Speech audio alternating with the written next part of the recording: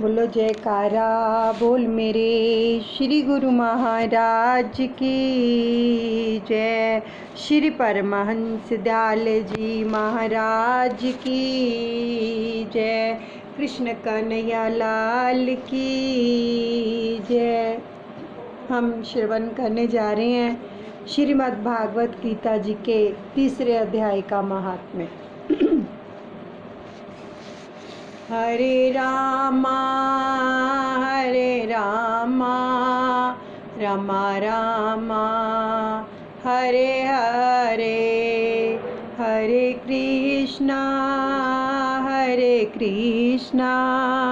कृष्णा कृष्णा हरे हरे। श्री भगवान कहते हैं, प्रिय जन स्थान में एक जड़ नामक ब्राह्मण था जो कौशिक वंश में उत्पन्न हुआ था। उसने अपना जातीय धर्म छोड़कर बनिए की वृत्ति में मन लगाया। उसे पराई स्त्रियों के साथ व्याभिचार करने का व्यसन पड़ गया था, तो वह सदा जुआ खेलता, शराब पीता और शिकार खेलकर जीवों की हिंसा किया करता था। इसी प्रकार उसका समय बीतता था। धन नष्ट हो जाने पर वह व्यापार के लिए बहुत दूर उत्तर दिशा में चला गया। वहाँ से धन कमाकर घर की ओर लौटा। बहुत दूरत का रास्ता उसने तय कर लिया था और एक दिन सूर्यास्त हो जाने पर जब 10 दिशाओं में अंधकार फैल गया, तब एक वृक्ष के नीचे उसे लुटेरों ने दर बताया और शीघ्र ही उसके प्राण ले लिए। उसके धर्म का लोप हो गया था, इसलिए वह बड़ा भयानक प्रेत हुआ। तो उसका पुत्र बड़ा धर्मात्मा और वेदों का विद्वान था। उसने अब तक पिता के लौट आने की राह देखी। जब वे नहीं आए, तब उनका पता लगाने के लिए वह स्वयं भी घर छोड़कर चल दिया। वह प्रतिदिन खोज करता, मगर राहीगरों से पूछने पर भी उसे उनका कुछ समाचार नहीं मिलता था। तदंतर एक दिन एक मनुष्य से उसकी भेंट हुई जो उसके पिता का सहायक था। तो उससे सारा हाल जानकर उसने पिता की मृत्यु पर बहुत शोक किया। वह बड़ा बुद्धिमान था। बहुत कुछ सोच विचार कर पिता का पारलौकिक कर्म करने की इच्छा से आवश्यक सामग्री साथ ले उसने काशी जाने का विचार किया। मार्ग में 7-8 मुकाम डालकर वह 9वें दिन उसी वृक्ष के नीचे पहुंचा जहां उसके पिता मारे गए थे। तो उस स्थान पर उसने संध्योपासना की और गीता के 3 अध्याय का पाठ किया। इसी समय आकाश में बड़ी भयानक आवाज़ हुई। उसने अपने पिता को भयंकर आकार में देखा, परंतु तुरंत ही अपने सामने आकाश में उसे एक सुंदर विमान दिखाई दिया जो महान तेज से व्यापक था। उसमें अनेकों क्षुद्र घटिकाएं लगी थी और उसने तेज से समस्त दिशाएं आलोकित हो रही थी। तो यह दृश्य देखकर उसके चित्त की व्याकुलता दूर हो गई। उसने विमान पर अपने पिता को दिव्य रूप धारण किए विराजमान देखा। उनके शरीर पर पीतांबर शोभा पा रहा था और मुनिजन उनकी स्तुति कर रहे थे। उन्हें देखते ही पुत्र ने प्रणाम किया। तब पिता ने भी उसे आशीर्वाद दिया। तत्पश्चात उसने पिता से यह सारा वृत्तांत पूछा और उसने उत्तर में पिता ने सब बातें कहकर बताकर इस प्रकार कहना आरंभ किया, बेटा, दैववश मेरे निकट गीता के 3 अध्याय का पाठ करके तुमने इस शरीर के द्वारा किए हुए दुस्तज्य और कर्म बंधन से मुझे छुड़ा दिया।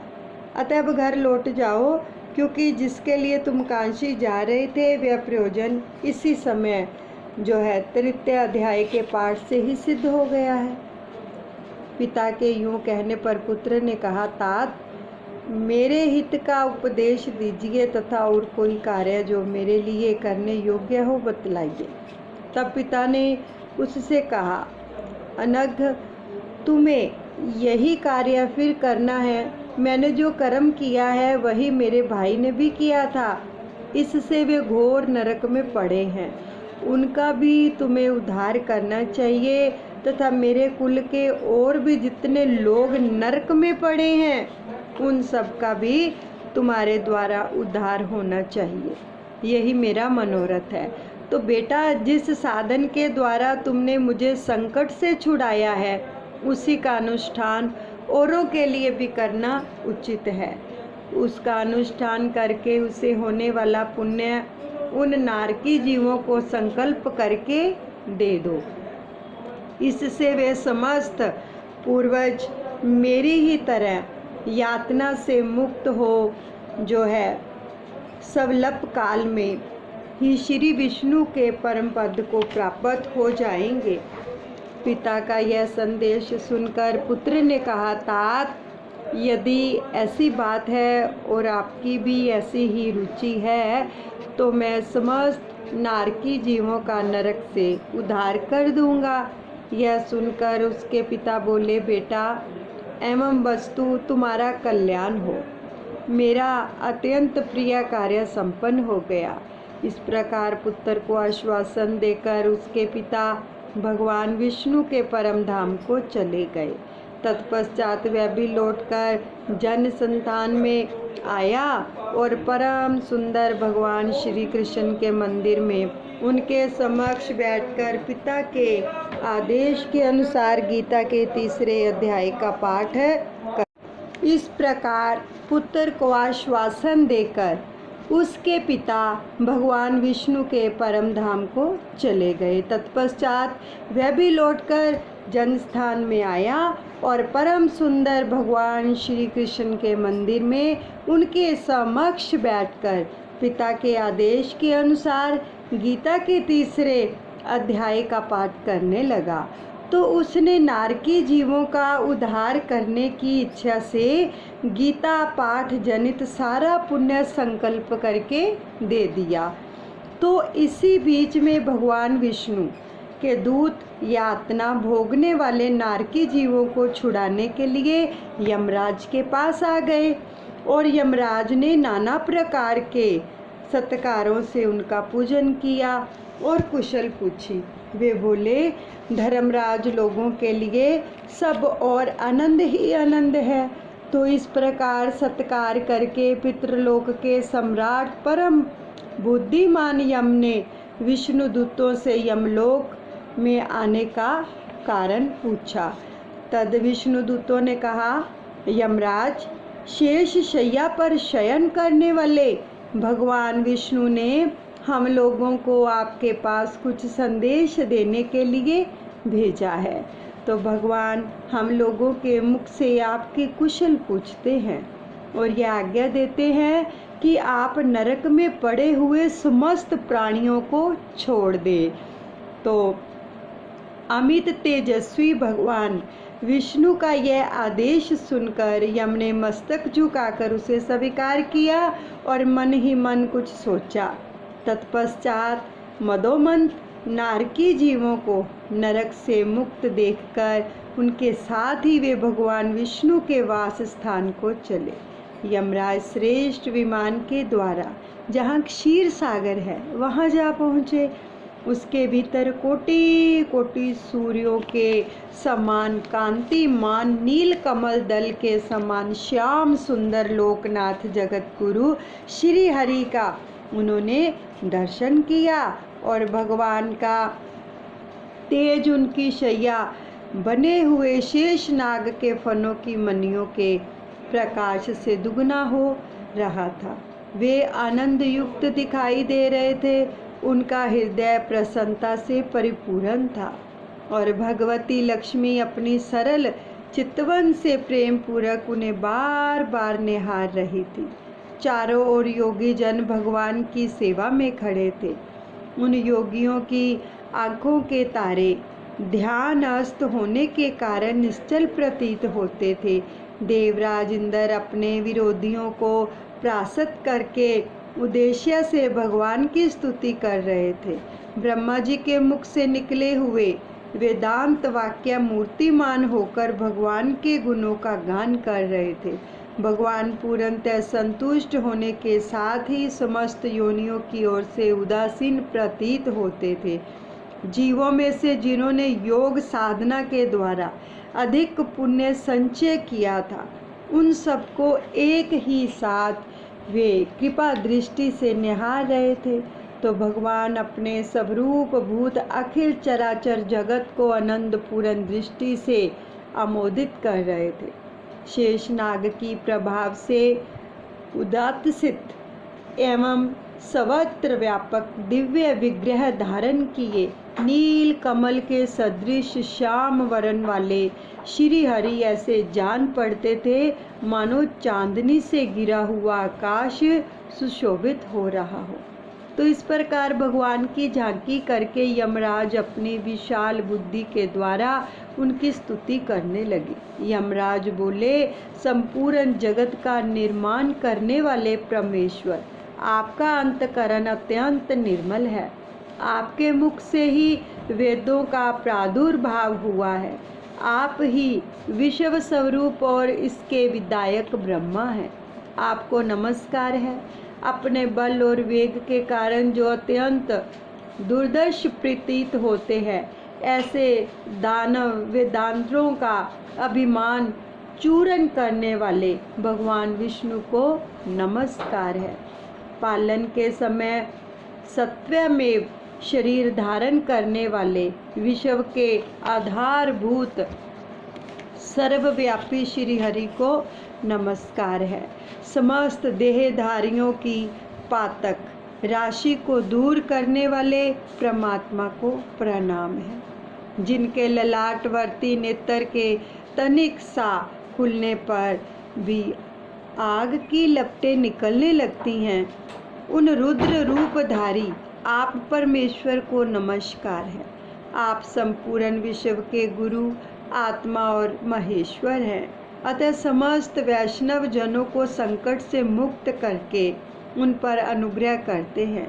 आप माया से विस्तार को प्राप्त हुए, अखिल विश्व में व्याप्त होकर भी कभी माया अथवा उससे उत्पन्न होने वाले गुणों से मोहित नहीं होते। माया तथा माया जनित गुणों के बीच में स्थित होने पर भी आप पर उनमें से किसी का प्रभाव नहीं पड़ता। आपकी महिमा का अंत नहीं है, क्योंकि आप असीम हैं। फिर आप वाणी के विषय कैसे हो सकते हैं? अतः मेरा मौन रहना ही उचित है। इस प्रकार स्तुति करके यमराज ने हाथ जोड़कर कहा, जगत गुरु, आपके आदेश से इन जीवों को गुण रहित होने पर भी मैंने छोड़ दिया है। अब मेरे योग्य जो कार्य हो उसे बताइए। तो उनके यूँ कहने पर भगवान मधुसूदन मेघ के समान गंभीर वाणी के द्वारा मानो अमृत रस से सींचते हुए बोले, धर्मराज, तुम सबके प्रति समान भाव रखते हुए लोगों का पाप से उद्धार कर रहे हो, और तुम पर देहधारियों का भार रखकर मैं निश्चिंत हूँ। अतः तुम अपना काम करो और अपने लोक को लौट जाओ। यूँ कहकर भगवान अंतर्ध्यान हो गए और यमराज भी अपनी पुरी को लौट आए। तब वह ब्राह्मण अपनी जाति के और समस्त नारकी जीवों का नरक से उद्धार करके स्वयं भी श्रेष्ठ विमान के द्वारा श्री विष्णु धाम को चला गया। अब हम तीसरा अध्याय श्रवण करेंगे, श्री कृष्ण अर्जुन संवाद। वो महात्म्य था। अब अध्याय श्रवण कीजिए। इस पर अर्जुन ने प्रश्न किया, हे जनार्दन, यदि कर्मों की अपेक्षा ज्ञान आपके श्रेष्ठ मान्य है, तो फिर हे केशव, मुझे भयंकर कर्म में क्यों लगाते हो तथा आप मिले हुए से वचन से मेरी बुद्धि को मोहित सी करते हो। इसलिए उस पर एक बात को निश्चय करके कहिए कि जिससे मैं कल्याण को प्राप्त हूँ। इस प्रकार अर्जुन के पूछने पर भगवान श्री कृष्ण महाराज बोले, हे निष्पाप अर्जुन, इस लोक में दो प्रकार की निष्ठा मेरे द्वारा पहले कही गई है, ज्ञानियों की और ज्ञान योग से, और योगियों की निष्काम कर्म योग से। परंतु किसी भी मार्ग के अनुसार कर्मों को स्वरूप से त्यागने की आवश्यकता नहीं है, क्योंकि मनुष्य ना तो कर्मों का ना करने से और निष्कर्मता को प्राप्त होता है, और ना कर्मों को त्यागने मात्र से जो है भगवत साक्षात्कार रूप सिद्धि को प्राप्त होता है, तथा सर्वदा कर्मों का स्वरूप से त्याग हो भी नहीं सकता, क्योंकि कोई भी पुरुष किसी काल में क्षण मात्र भी बिना कर्म किए नहीं रहता है। निस्संदेह सभी पुरुष प्रकृति से उत्पन्न हुए गुणों के द्वारा परवश हुए कर्म करते हैं। इसलिए जो मूढ़ बुद्धि पुरुष कर्म इंद्रियों को हठ से रोककर इंद्रियों के भोगों को मन से चिंतन करता रहता है, वह मिथ्याचारी अर्थात दंभी कहा जाता है। और हे अर्जुन, जो पुरुष मन से इंद्रियों को वश में करके अनासक्त हुआ कर्म इंद्रियों से कर्म योग का आचरण करता है, वह श्रेष्ठ है। इसलिए तू शास्त्र विधि से नियत किए हुए सब धर्म रूप कर्मों को कर, क्योंकि कर्म ना करने की अपेक्षा कर्म करना श्रेष्ठ है, तथा कर्म ना करने से तेरा शरीर निर्वाह भी नहीं सिद्ध होगा। हे अर्जुन, बंधन के भय से भी कर्मों का त्याग करना योग्य नहीं है, क्योंकि यज्ञ अर्थात विष्णु के निमित्त किए हुए कर्म के सिवा अन्य कर्म में लगा हुआ ही यह मनुष्य कर्मों के द्वारा बंधता है। इसलिए हे अर्जुन, आसक्ति से रहित हुआ उस परमेश्वर के निमित्त कर्म का भली प्रकार आचरण कर।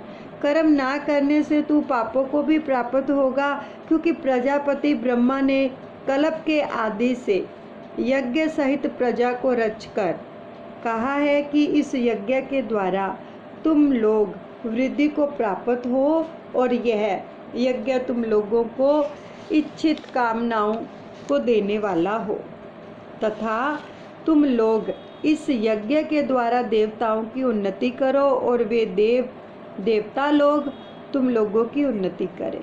तो इस प्रकार आपस में कर्तव्य समझकर उन्नति करते हुए परम कल्याण को प्राप्त होवोगे, तथा यज्ञ के द्वारा बढ़ाए हुए देवता लोग तुम्हारे लिए बिना मांगे ही प्रिय भोगों को देंगे। उनके द्वारा दिए हुए भोगों को जो पुरुष इनके लिए बिना दिए ही भोगता है, वह निश्चय चोर है। कारण कि यज्ञ से शेष बचे हुए अन्न को खाने वाले श्रेष्ठ पुरुष सब पापों से छूटते हैं, और जो पापी लोग अपने शरीर पोषण के लिए ही पकाते हैं, वे तो पाप को ही खाते हैं, क्योंकि संपूर्ण प्राणी अन्न से उत्पन्न होते हैं, और अन्न की उत्पत्ति वृष्टि से होती है, तथा वृष्टि यज्ञ से होती है, और वह यज्ञ कर्म से उत्पन्न होने वाला है, तथा उस कर्म को तू वेद से उत्पन्न हुआ जान, और वेद अविनाशी परमात्मा से उत्पन्न हुआ है। इससे सर्वव्यापी परम अक्षर परमात्मा सदा ही यज्ञ में प्रतिष्ठित है। हे पार्थ, जो पुरुष इस लोक में इस प्रकार चलाए हुए सृष्टि चक्र के अनुसार नहीं बरतता, अर्थात शास्त्र के अनुसार कर्मों को नहीं करता है, वह इंद्रियों के सुख को भोगने वाला पापायु पुरुष व्यर्थ ही जीता है।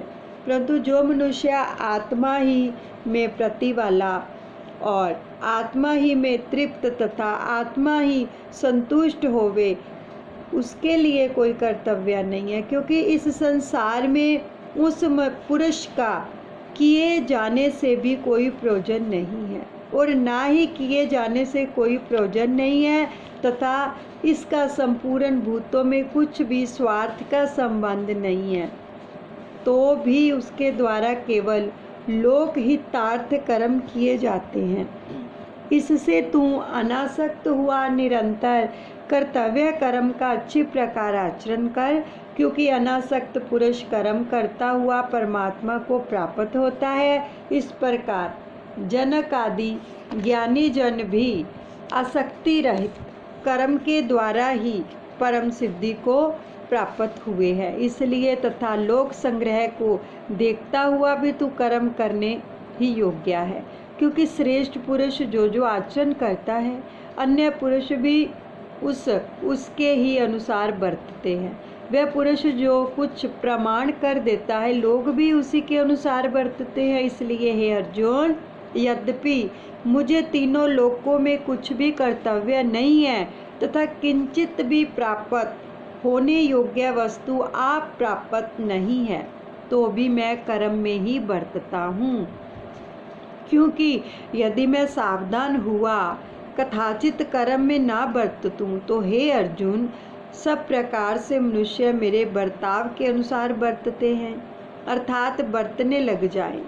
तथा यदि मैं कर्म ना करूं तो ये सब लोग भ्रष्ट हो जाए और मैं वरण संकर का करने वाला हूँ तथा इस सारी प्रजा का हनन करूं तथा मारने वाला बनूं। इसलिए हे भारत, कर्म में आसक्त हुए अज्ञानी जन जैसे कर्म करते वैसे ही अनासक्त हुआ विद्वान भी लोक शिक्षा को चाहता हुआ कर्म करे। ज्ञानी पुरुषों को चाहिए कि कर्मों में आसक्ति वाले अज्ञानियों की बुद्धि में भ्रम अर्थात कर्मों में अश्रद्धा उत्पन्न न करें, किंतु स्वयं परमात्मा के स्वरूप में स्थित हुआ और सब कर्मों को अच्छी प्रकार करता हुआ उनसे भी वैसे ही करवावे। हे अर्जुन, वास्तव में संपूर्ण कर्म प्रकृति के गुणों के द्वारा किए हुए हैं, तो भी अहंकार से मोहित हुए अंतकरण वाला पुरुष मैं करता हूँ ऐसे मान लेता है। परंतु हे महाबाहो, गुण विभाग और कर्म विभाग के तत्व को जानने वाला ज्ञानी पुरुष संपूर्ण गुणों में बरतते हैं ऐसे मानकर नहीं आसक्त होता है, और प्रकृति के गुणों से मोहित हुए पुरुष गुण और कर्मों में आसक्त होते हैं। उन अच्छी प्रकार ना समझने वाले मूर्खों को अच्छी प्रकार जानने वाला ज्ञानी पुरुष चलाए मान ना करे। इसलिए हे अर्जुन, तू ध्यान निष्ठ चित्त से संपूर्ण कर्म को मुझ में समर्पण करके आशा रहित और ममता रहित होकर संताप रहित हुआ युद्ध कर। हे अर्जुन, जो कोई भी मनुष्य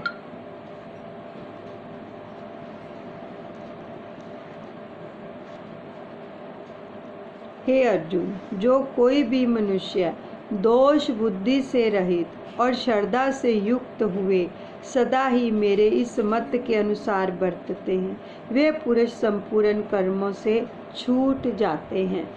और जो दोष दृष्टि वाले मूर्ख लोग इस मेरे मत के अनुसार नहीं बरतते हैं, उन संपूर्ण ज्ञानों में मोहित चित्त वालों को तू कल्याण से भ्रष्ट हुए ही जान। क्योंकि सभी प्राणी प्रकृति को प्राप्त होते हैं, अर्थात अपने स्वभाव से परवश हुए कर्म करते हैं, और ज्ञानवान भी अपनी प्रकृति के अनुसार चेष्टा करता है, और उसमें किसी का हठ क्या करेगा। इसलिए मनुष्य को चाहिए कि इंद्रिया के अर्थ में अर्थात सभी इंद्रियों के भोगों में स्थित जो राग और द्वेष है, उन दोनों के वश में नहीं होवे, क्योंकि इसके वे दोनों ही कल्याणकारी मार्ग में विघ्न करने वाले महान शत्रु हैं। इसलिए उन दोनों को जीतकर सावधान हुआ सब धर्म का आचरण करे, क्योंकि अच्छी प्रकार आचरण किए हुए दूसरों के धर्म से गुण रहित भी अपना धर्म अति उत्तम है। अपने धर्म में मरना भी कल्याणकारक है और दूसरे का धर्म भय को देने वाला है। इस पर अर्जुन ने पूछा कि हे कृष्ण, फिर यह पुरुष बलात् लगाए हुए के सदृश न चाहता हुआ भी किससे प्रेरा हुआ पाप का आचरण करता है। इस प्रकार अर्जुन के पूछने पर श्री कृष्ण महाराज बोले, हे अर्जुन, रजोगुण से उत्पन्न हुआ यह काम ही क्रोध है। यही महा अशन और अर्थात अग्नि के सदृश भोगों से ना तृप्त होने वाला बड़ा पापी है। इस विषय में इसको ही तू वैरी जान। जैसे धुएं से अग्नि और मल से दर्पण ढका जाता है तथा जैसे जोर से गर्भ ढका हुआ है, और वैसे ही उस काम के द्वारा यह ज्ञान ढका हुआ है। और हे अर्जुन, इस अग्नि सदृश ना पूर्ण होने वाले कामरूप ज्ञानियों के नित्य वैरी से ज्ञान ढका हुआ है। इंद्रिय, मन और बुद्धि इस काम के वास स्थान कहे जाते हैं और यह काम इन मन, बुद्धि और इंद्रियों के द्वारा ही ज्ञान को आच्छादित करके इस जीवात्मा को मोहित करता है। इसलिए हे अर्जुन, तू पहले इंद्रिया को वश में करके ज्ञान और विज्ञान के नाश करने वाले इस काम पापी को निश्चय पूर्वक मार। और यदि तू समझे कि इंद्रियों को रोककर काम रूप वैरी को मारने की मेरी शक्ति नहीं है, तो तेरी यह भूल है, क्योंकि इस शरीर से इंद्रियों पर श्रेष्ठ, बलवान और सूक्ष्म जिसे कहते हैं, और इंद्रियों पर मन है, और मन से भी पर बुद्धि है, और जो बुद्धि से भी अत्यंत पर है वह आत्मा है। इस प्रकार बुद्धि से पर अर्थात सूक्ष्म तथा सब प्रकार बलवान है और श्रेष्ठ अपने आत्मा को जानकर और बुद्धि के द्वारा मन को वश में करके ही महाबाहो अपनी शक्ति को समझकर इस दुर्दज्य काम रूप शत्रु को मार। इति श्रीमद्भागवत गीता रूपी उपनिषद एवं ब्रह्म विद्या तथा योग शास्त्र विषयक श्री कृष्ण और अर्जुन के संवाद में कर्म योग नामक तीसरा अध्याय संपूर्ण हुआ। अब तीसरे अध्याय का ये संकल्प लेकर सभी तीसरे अध्याय का जो पाठ है वो हम सभी अपने अपने पितरों के अर्पण करते हैं कि हे भगवान, जो पहले भी हो चुके हैं पितृ, उन सबका भी उद्धार कीजिए। अगर कोई भी किसी भी पाप कर्म के द्वारा नरक की यातनाएं भोग रहे हैं, आप उनका कल्याण कीजिए प्रभु। हम ये तीसरे अध्याय का पाठ जो है उनके निमित्त करते हैं, उनके अर्पण करते हैं, उन सबका कल्याण करें। आपका धन्यवाद हे कृष्ण। बोलिए सतगुरुदेव भगवान की जय। कृष्ण कन्हैया लाल की जय।